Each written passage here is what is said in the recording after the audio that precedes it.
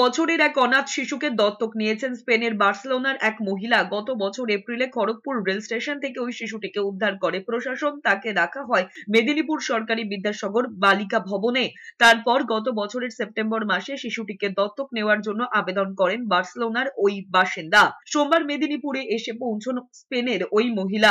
জেলা শাসক খুরশিদ আলী কাদরি তার চেম্বারে শিশুটির কাগজপত্র, ভিসা ওই মহিলার হাতে তুলে দেন। প্রশাসন সূত্রে খবর, বার্সেলোনার বাসিন্দা 47 বছর বয়সী ওই মহিলা সন্তান দত্তক নেওয়ার ইচ্ছা প্রকাশ করেছিলেন। বার্সেলোনার ওই মহিলা বলেছেন, খুবই ভালো লাগছে, তার বাড়িতে পরিবারের অন্যান্য সদস্য রয়েছেন, তাদের সঙ্গে থাকবে তার সন্তান। অ্যাডপ্টেড চিলড্রেন এখন পর্যন্ত প্রায় 62 হয়েছে। তার মধ্যে এরকম 6 অ্যাডপ্টেড চিলড্রেন আছে যে কান্ট্রি বাইরে, এখান থেকে অন্য যে আছে দেশে যে আছে অ্যাডপ্ট করা হয়েছে। তো এখানে প্রায় 41 যে আছে, from one state to another state, yeah, within West Bengal প্রায় 41 এরকম অ্যাডপশন